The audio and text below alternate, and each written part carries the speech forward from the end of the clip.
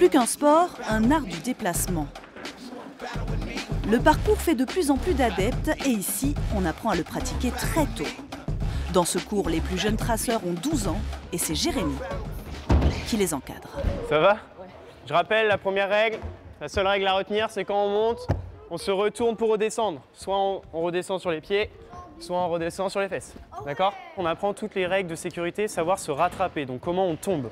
Donc on apprend comment tomber en arrière, comment rouler en avant. Là, tu croises. C'est un sport que si on le pratique mal, c'est dangereux forcément.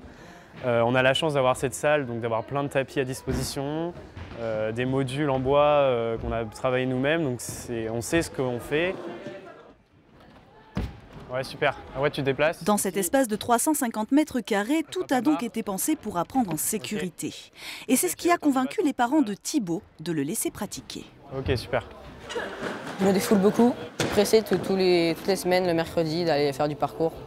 Parce que ça me sort un peu des cours.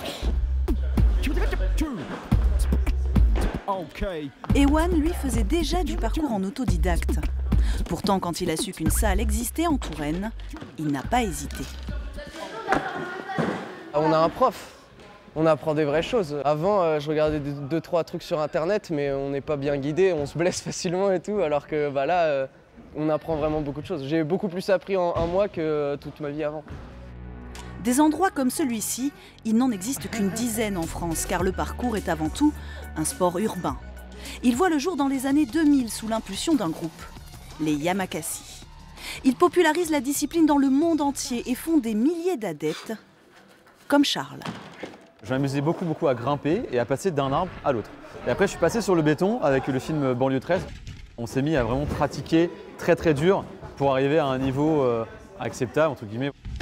Charles est désormais un pro du parcours. C'est lui qui a créé cette salle avec l'ambition de développer la discipline. On a des jeunes, des athlètes très forts en France, des jeunes talents incroyables qui sont dans l'anonymat le plus total alors que c'est des guerriers. J'aimerais bien à terme que effectivement, les athlètes aient une chance d'en vivre, trouvent des sponsors. Que celui qui n'est pas forcément athlète, il puisse se diriger vers l'éducateur sportif et qu'il ait des structures pour pouvoir faire son métier. À son image, le parcours cherche donc à aller toujours plus loin, plus vite et bien sûr, plus haut.